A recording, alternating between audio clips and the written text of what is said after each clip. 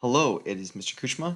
I am making another video for you guys, my interior families. It is October 20th. It's 10:46 p.m. All my kids are sleeping, even my wife is. So it's the perfect time to make a update for you guys on what's happening here at H Coast in the grad program. I want to talk to you guys about the Learning Commons, about learning groups, about getting your courses activated rather, finding the course progress as parents, for students, setting up pacing guides, and then I want to go through a little bit of the grad program page. So I've got lots to go through. I want to jump right into it. I was given an email about the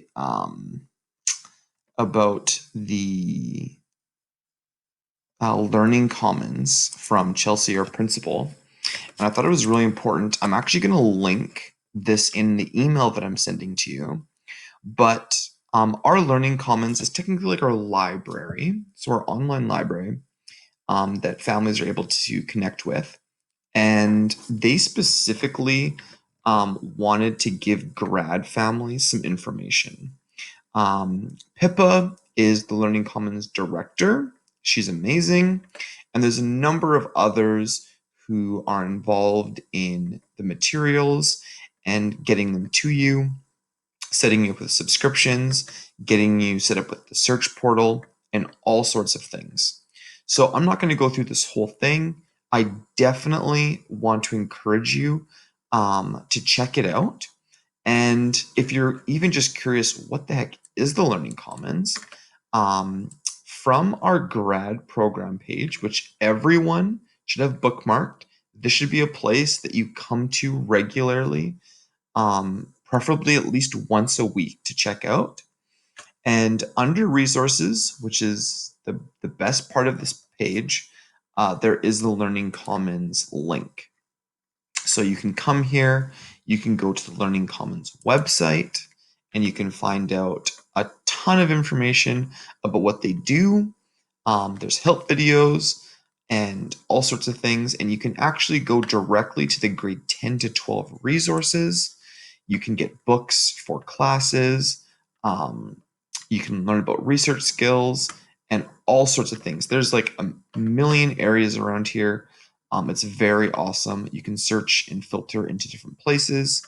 So, for instance, I teach math, and I know that they have math resources for my workplace math courses in grades 10, 11, and 12. So, you can actually go to math books for grade 10 and 12. And actually, wait, let me go back. I want the ones that are physical resources. So I know that Pacific Press MathWorks 10, MathWorks 11, and MathWorks 12 for my Workplace Math 10, Workplace Math 11, and Apprenticeship Math 12 course are all here if students need to get them. So I'm going to move on from there and talk about the next thing on my list, which is learning groups. So learning groups are very different this year, but from our learning group page, you can come and take a look at things that are happening for students to connect with. And if you choose filters, you can look at the virtual ones that are happening. And there's a number of them. I got an email about this as well from our interior coordinator. There's one on anxiety. There's one on the week of remembrance coming up here in November.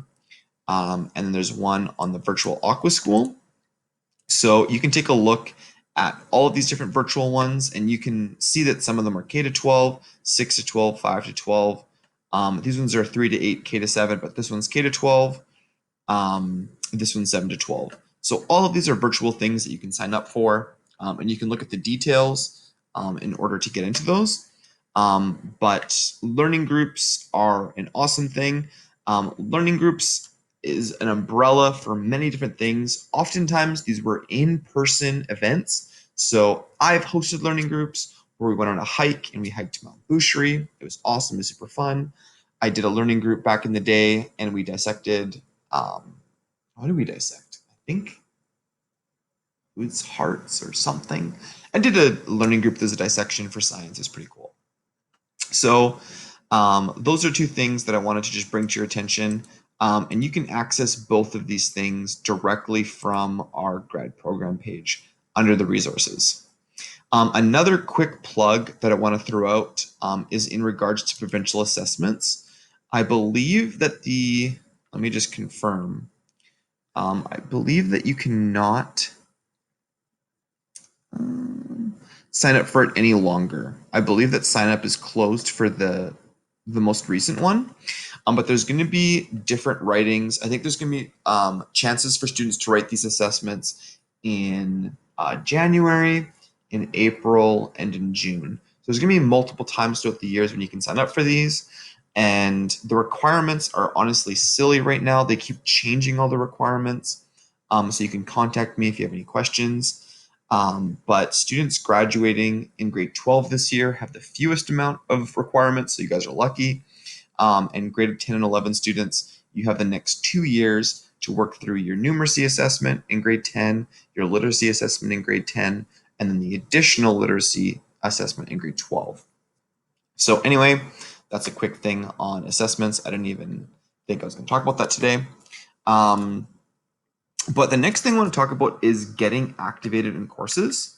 So I took some screenshots from a student in grade 10 class. So when I go and look at a student's courses, I can see all the different ones that they're enrolled in. So this student is in English 10. They withdrew out of one, and they're in the online synchronous course. They're in online science 10, social studies 10, studio art individualized, photography, and math. With me, they're actually my math course. And anyway, you can see that they have an active date for 3 of their courses, and 3 of their courses, 4, don't have active dates. So what an active date means, you want to have your courses activated if you're working on them in this first semester, or if you're working on them linear from now until June. If you're working on a second semester course, that doesn't have to be activated right now. You can be working on that course later in second semester. But I've been doing some sweeps. You're going to get some more information from me about this soon. But lots and lots of students have not activated their courses. And activating your course looks like submitting an amount of work called as proof of work for your course. So if you've been working on lessons, you've been completing stuff, but you haven't submitted it to your teachers yet, then you're probably not activated in your course. However, as soon as your teacher has received it, they've been able to mark it and assess it, and they give it back to you, that is when you get activated in your course and you get an active date. When you finish the course, you will get a completed date. You can see that there is a completed date here, but that's because they withdrew from the course. So I wanted to just quickly give that update about activations. It's very important to check that out. Now, the other thing that I want to talk to you about is that if you go, I've again blanked this out, but this is a screenshot from a parent's NCOM. But if you go to NCOM, this is a different person, and you can take a look at 2 main things. Number one, course selection. If you're adding courses at the beginning of the year, this is where you do it. But then as a parent, you are able to check the online course progress for your kids in courses. The only thing is, I'm going to show you. So if you click onto online course progress, this is what it's going to look like. And it's going to show, again, this is another screenshot. And when you look, there's a current mark and a current progress. Now, if there is no current progress, the reason is because you probably have not set up a pacing guide. So I am not only a grad advisor, I'm also a teacher. I teach a bunch of different courses. And how a course is set up is that there's always a schedule, and it's in this thing called a self-pacing guide. So whenever a student logs into their courses, they should be able to set up a pacing guide for the course. Okay. Um, this is a really important feature because it will sync to NCOM and show you guys where you guys are at. So if you haven't done this, what you can do, I'm just going to choose a student who hasn't completed one. Oops, all these students have completed them. So I'll just look at Philip. He'll be my example today. He started the course September 25th. He's finishing the course June 5th. And so far, he's on pace. So it's green. That's great. He's been submitting stuff. He's even ahead of schedule a little bit right now with his chapter 1 here. I'm going to let's go back to a different course. That's my online synchronous. Let's go to my regular online course and choose someone that hasn't set one up. If you're setting one up, let's see, this student, you'll be able to set up a customizable schedule where you can start it on any day of the year. So if you've already started your course, you could say, yep, I started this course on September 20th, maybe, and I want to finish it in first semester. So I want to finish it by first semester. You kind of want to finish it by like mid, like let's say January 20th in 2021. You can hit distribute, and then you can hit save changes, and that will set up a pacing guide that you can log. I'm not going to set this one up because the student hasn't met with me yet, so I'm not going to touch that. But once the pacing guide has been set up, then you're able to track their progress. And let's see if I can edit this.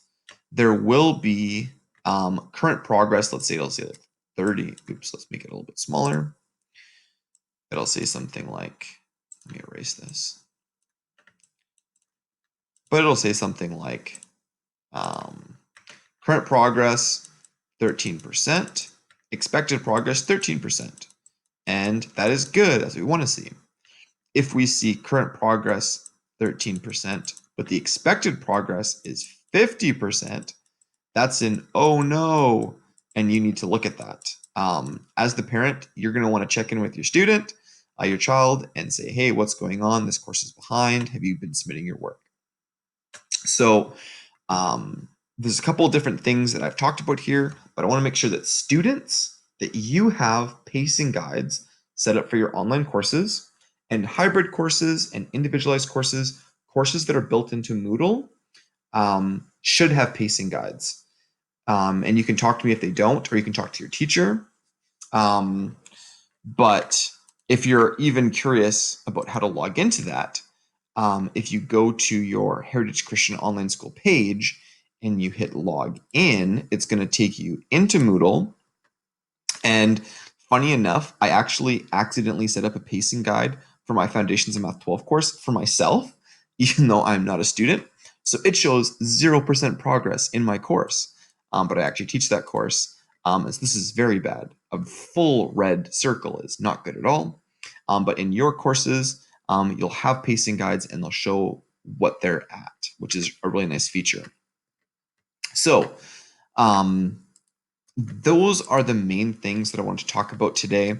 The learning commons, the learning groups, making sure that students are getting activated and that parents are checking in on that, that students are making pacing guides for their courses, and that parents are checking their students' progresses in NCOM to see how they're doing.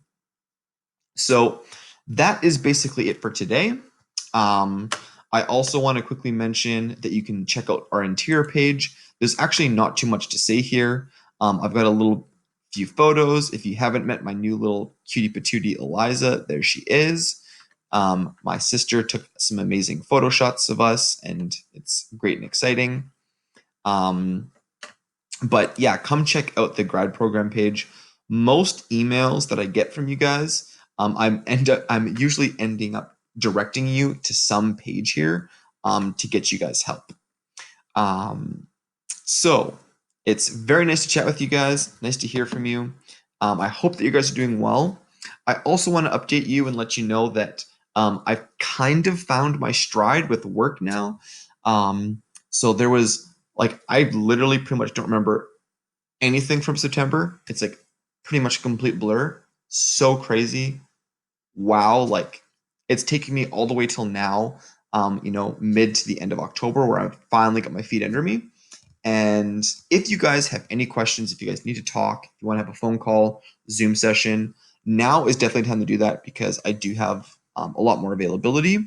And if you're wanting to know how to contact me, it's great to do that via email. And then if you want to actually meet face to face, we can Zoom. And I've got a Zoom account, and all you have to do is if you download, so this is for parents and specifically, for Zoom, you have to be 18 years old to have an account. So for parents, if you set up a Zoom account, you can download the Zoom app. So you can't go to Zoom online. You actually have to have the app downloaded. And then once you have the app downloaded and you've added your email contact and created an account, you could go to contacts and you can hit this plus button and you can add a contact. Then you can go in here, you can say, I want to add Mr. Kuchma as a contact. You cannot add yourself as a contact, sadly. But you'll be able to add me. And then once you add me as a contact, you can message me and we can message through there. And sometimes it is really nice to meet face to face and actually be able to go through things. I know that I did that today a couple times with some family, so way to go and come and contact me. So anyway, I won't make this longer than it needs to be. So I really hope that you guys are doing well. I know that I am. I'm finally figuring this out. Working with 4 kids at home usually involves staying up late like this. So please contact me. Let me help you guys out. And I hope that this school year is starting off to be a good school year for you guys. And yeah, blessings for now. Take care.